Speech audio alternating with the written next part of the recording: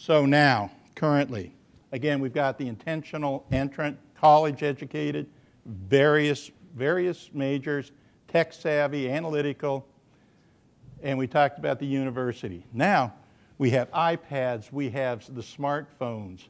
I mean, I can take this and I can do an audit with this in the store.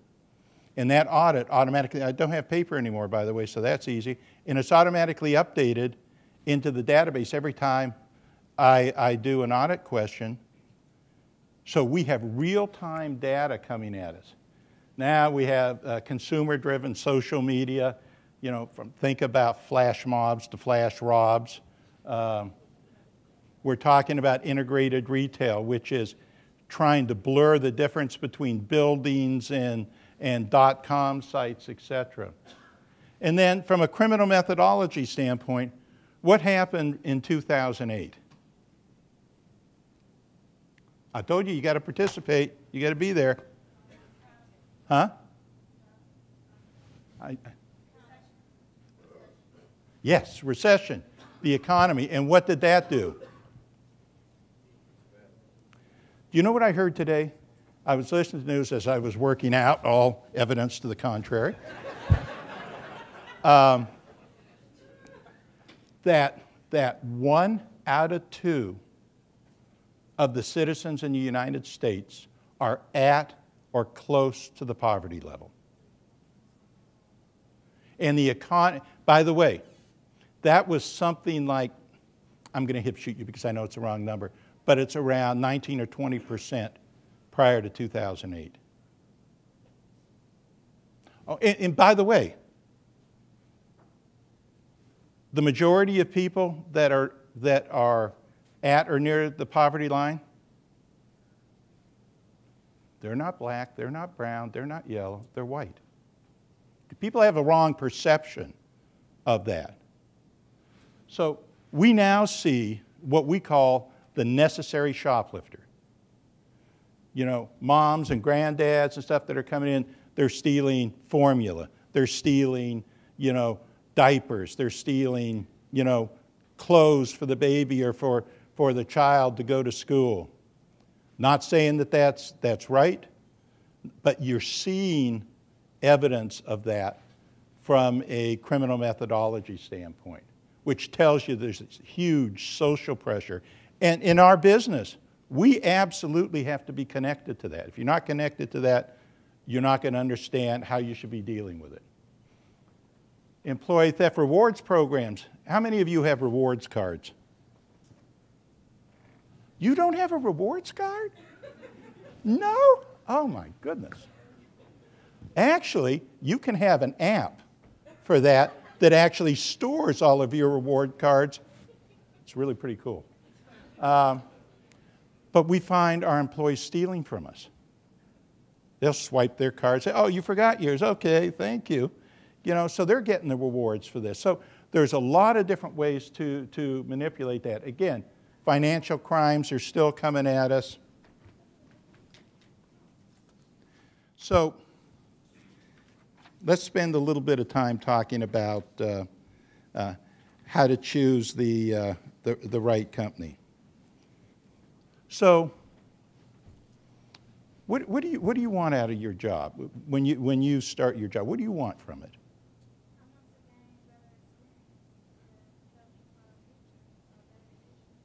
Experience that allow you to grow your career. Same thing, yeah. Opportunity to get to grow. Absolutely. I think everybody wants that. I still want that.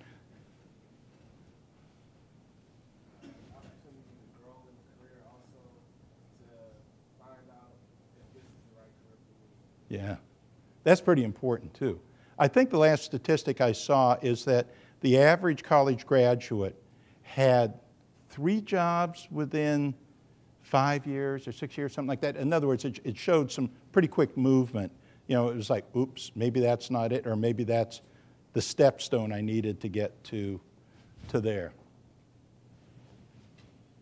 Isaac.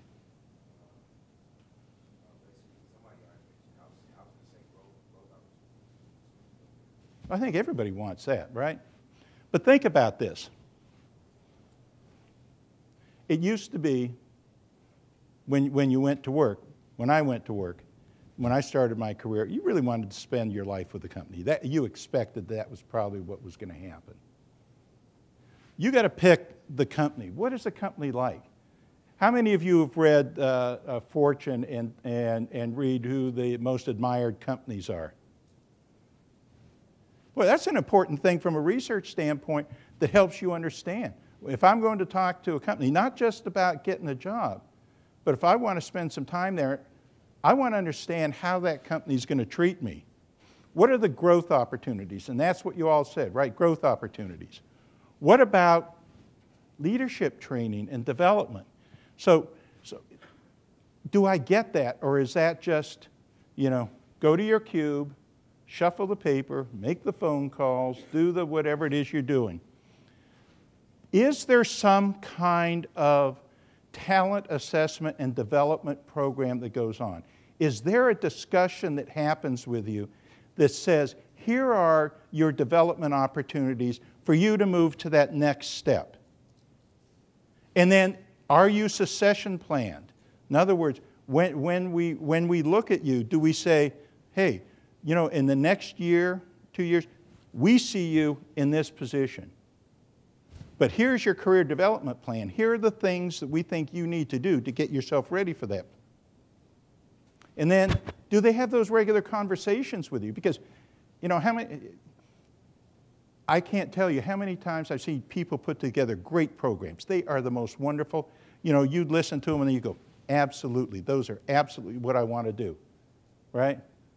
And then they sit on the bookshelf and you dust around it, every now and then. Do they really live up to it? And then, from a individual consideration, and again, you've got to really think about this, is, what are your career objectives? 3 years, 5 years, 10 years? You got to have those objectives to say, am I hitting my own benchmarks? Am I progressing the way I thought I would progress? Then when I think about my work, what does my work-life balance, what do I want it to be? Because I'd be willing to bet you that's different for just about everybody that's sitting here.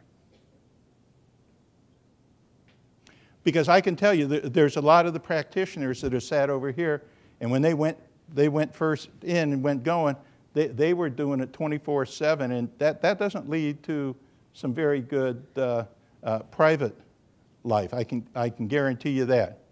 But you got to understand what you want, because some jobs are not going to give you a balance. So, for instance, I'm on my second marriage. Been married to my second wife almost 30 years now. I made a commitment that I was not going to miss a flute recital sitting in a class in kindergarten, to the tap dance, to the t-ball game, that I was going to be there when I could. So I made a decision about my work-life balance. Does the company you're working for afford you that opportunity? How are you for travel? This is not about, gee, I'd like to go to Hawaii, and I'd like to go to Puerto Rico, and I'd like to... No. This is about work travel. And what do you think about that? What do you think about being away from home 2, 3, 4, 5 nights a week? Oh, by the way, are you mobile? Because a lot of these careers are going to say, well, you're here in Chicago now. The next position for you is in Denver. You're still in the snow. And the next career will require you to move. Well, you have to think about that. If you have a significant other, if you have children, you have to think about that. Because I can tell you this, mobility equates to quicker career path. Doesn't necessarily equate to a better balance between work and life. Does that make sense to you? All right.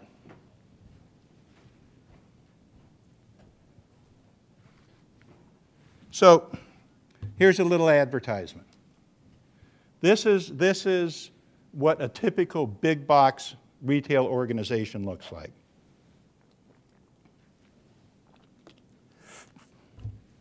And big box, let me tell you, you know what big box means? No, okay.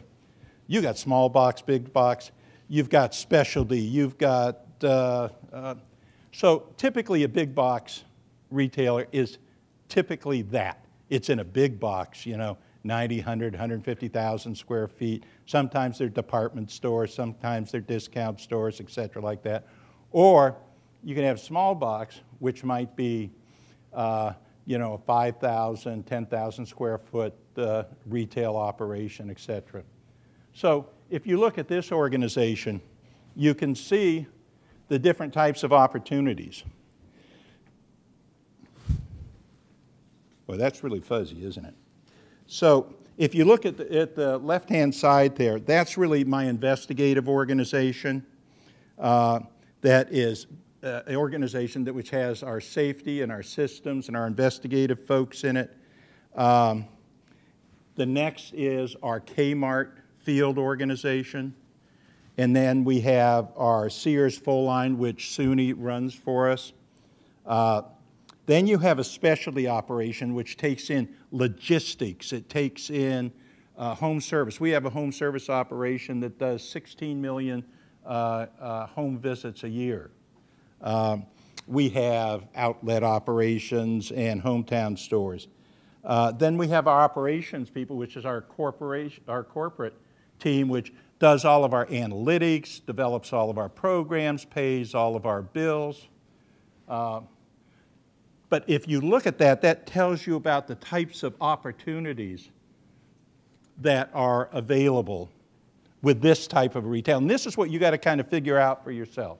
So when you look over here on the left, from a retail standpoint, you've got field opportunities and you've got corporate-based opportunities. What do you think the difference might be between that work-life balance when you look at a corporate or a field-based?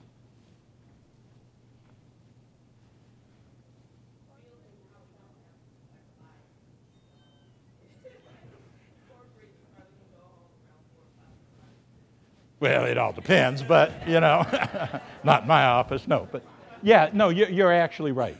You're actually right. Is that your field organization, your store organization tends to be more challenging.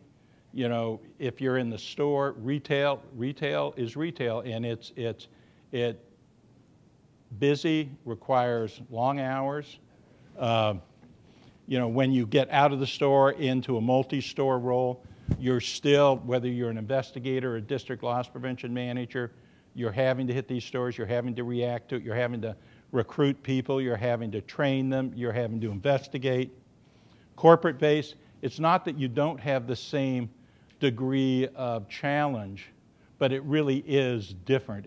Most of the time, they're non-travel jobs. You can figure out the balance. It's easier for you to, like me, to go to one of my children's games or something like that, although my children now are, 25 and 22. By the way, where's our Stony Brook guy? Oh, you're all from Stony Brook?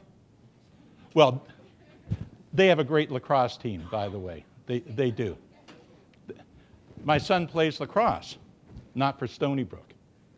He plays for Denison, and Denison is rated higher. But so again, the types of jobs where you want to be that operations manager, you want to be an analyst. You're into safety. Nadine absolutely made me make sure that I emphasize safety as a career, and it's huge in retail. You can go to the dark side, that we call it. You know, there are vendor-based opportunities, and there are some vendors here. But you can work on that side in sales, you can work in development, you can work in consulting. And then we talked again about the public opportunities, whether it's state and local law enforcement or it's federal with the ATF, FBI, CIA, Secret Service, those folks. But again, I'm going to talk a little bit more about compensation and about mobility and work-life balance. So keep those things in your head.